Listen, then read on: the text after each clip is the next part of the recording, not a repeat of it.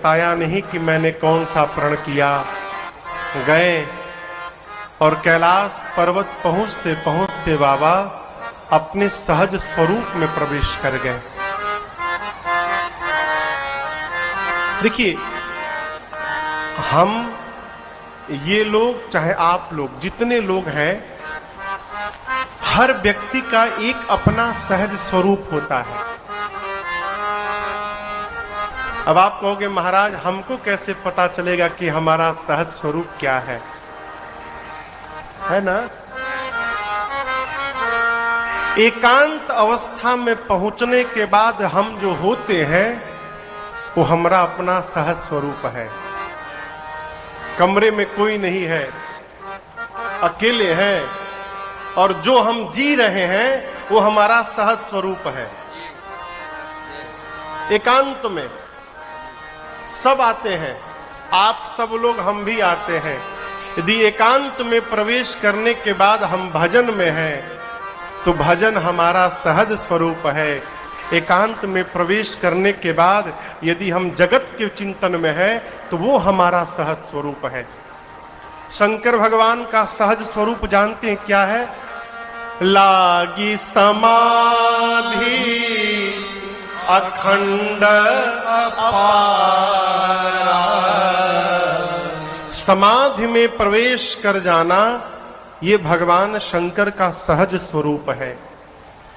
कैलाश गए और शंकर जी 87,000 वर्षों के लिए समाधिस्थ हो गए। कितने दिन बैठे रहे समाधि में? 87,000 वर्ष। सती मैया समझ गई कि बाबा ने मेरा त्याग कर दिया है, इसी कारण समाधि में चले गए। 87,000 वर्ष बाद बाबा समाधि से बाहर आए, राम नाम स्मरण किया। सती मैया जाकर प्रणाम करती हैं। बाबा ने सती जी को अपने सामने बिठाया। यहां कहां बैठी हैं? देखिए, बामांग में। लेकिन आज सती जी को प्रभु ने बामांग में नहीं बिठाया। कहां बिठाया?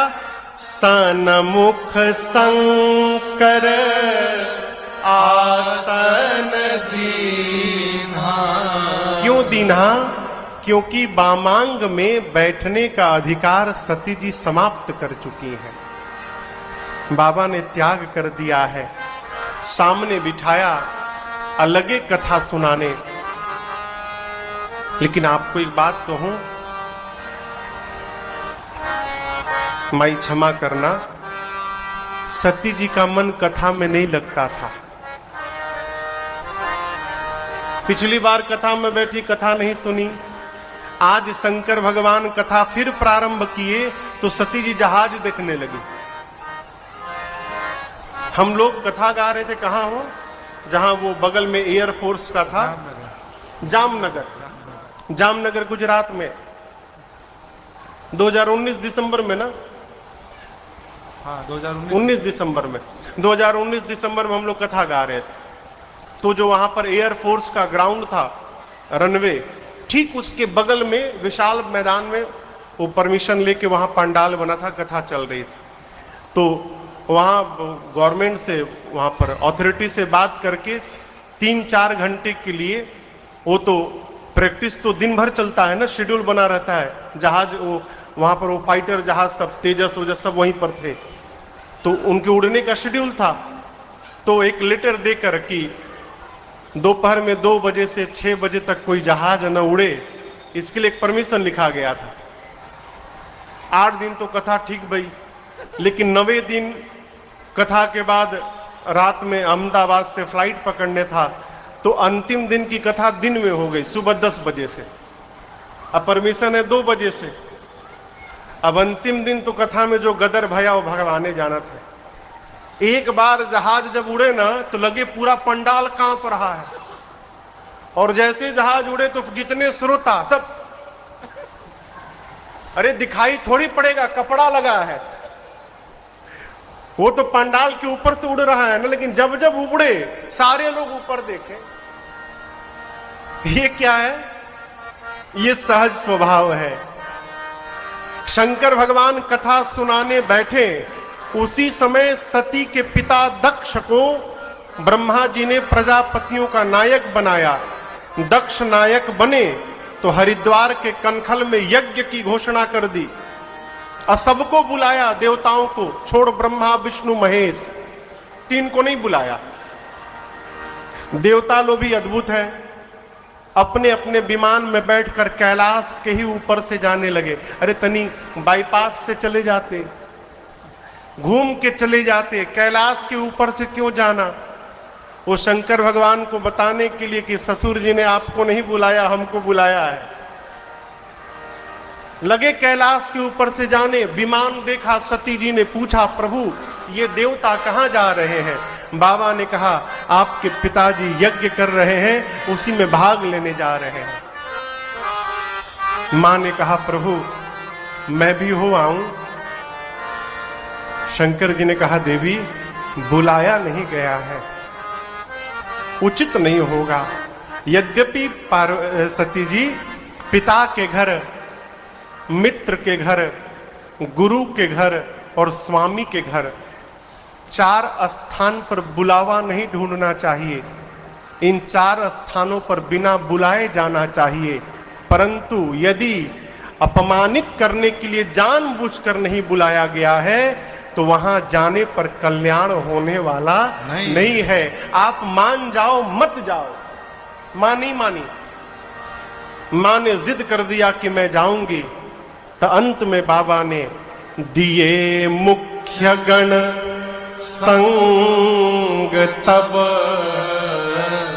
विदा कीन त्रिपुरा। अपने दो मुख्य गणों को साथ में देखकर भगवान शंकर ने मां सती को विदा किया है।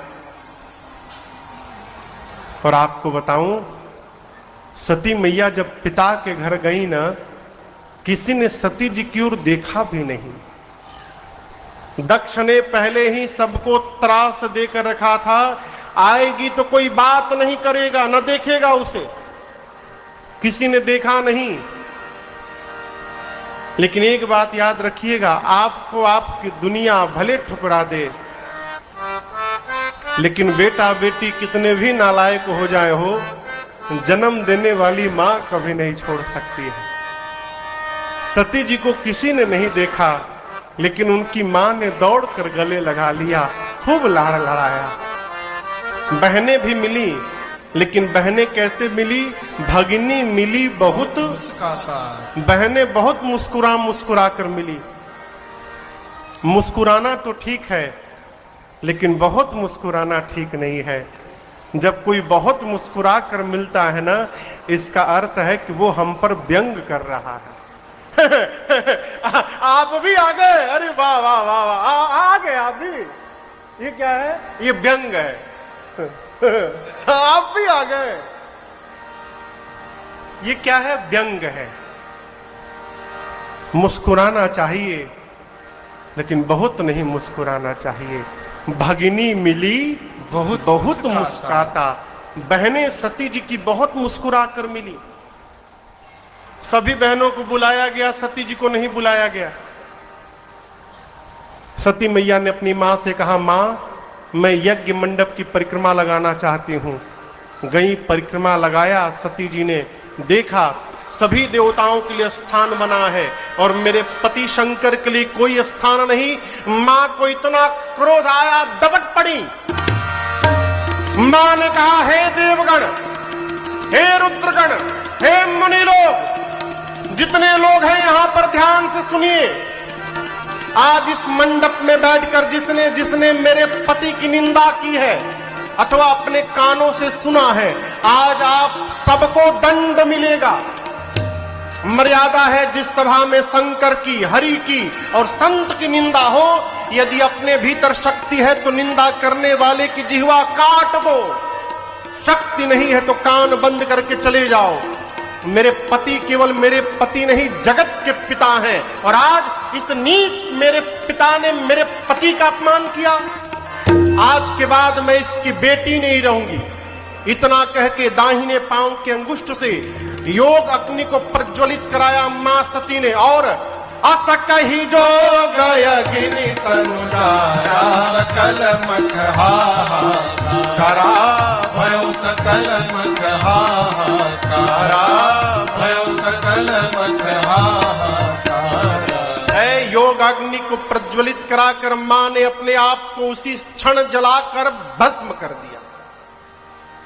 मां ने अपने आप को योगाग्नि के समर्पित किया। रुद्रगण आवेश में आ गए, लगे यज्ञ विध्वंस करने। नारद जी जाकर भगवान शंकर को बताएं। शंकर जी को क्रोध आया, अपने सिर से जटा का एक केश निकालकर बाबा ने धरा पर पटका। वीरभद्र प्रकट भय। कुपित करके वीरभद्र को भगवान शंकर ने भेजा है। वीरभद्र आए, सबसे पहले यज्ञाचार्य थे भृगु जी महाराज, दौड़ाकर उनकी दाढ़ी नोची भृगु जी की। पूसा नाम के एक देवता थे, शिव जी के अपमान के समय बहुत जोर से हंस रहे थे। ऐसा मुष्टिका का प्रहार किया पूसा के मुख पर, उनके 32 दांत टूट गए। दक्ष के सर को पकड़ा वीरभद्र ने, हाथ से घुमाया, हाथों से ही सर को धड़ से अलग करके और अग्नि कुंड में ले जाकर मानो पूर्णाहुति कर डाली, उसी में झोंक दिया। चारों तरफ आतंक होने लगा, लोग दंड त्राहि त्राहि करने लगे। बाद में भगवान शंकर को बुलाकर यज्ञ की रक्षा कराई गई।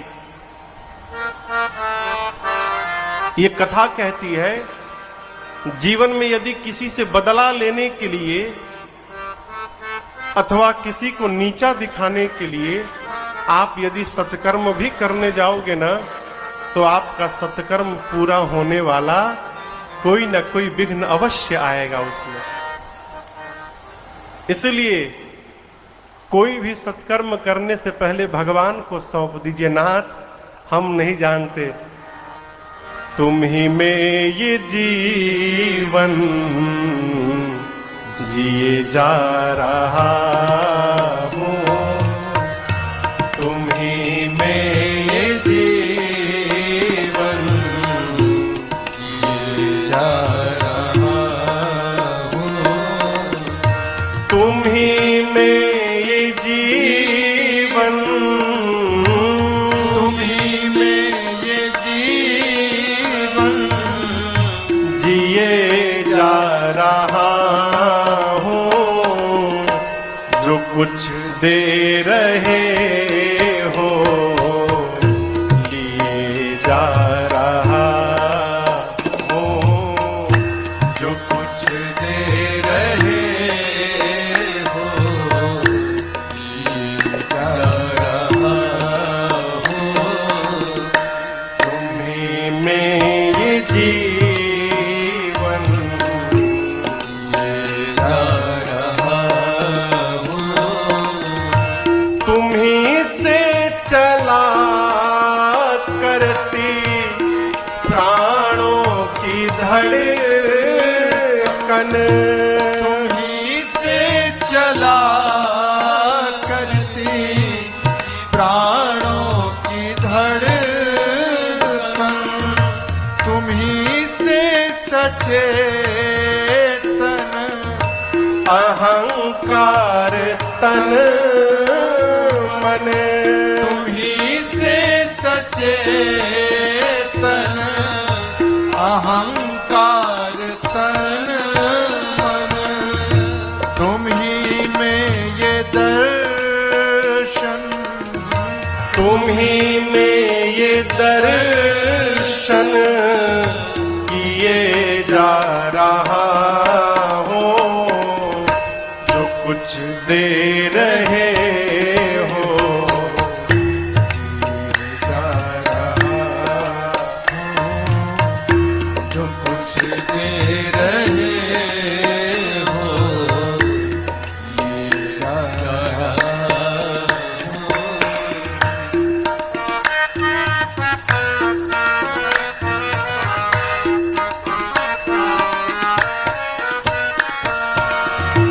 असत के सदा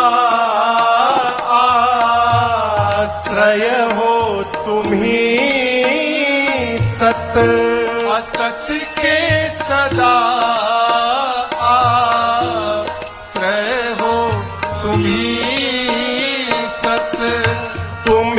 में विषय विष, तुम्ही में है अमृत। तुम्ही में विषय विष, तुम्ही में है अमृत। प्रभु पिलाते हो जो कुछ भी, पिलाते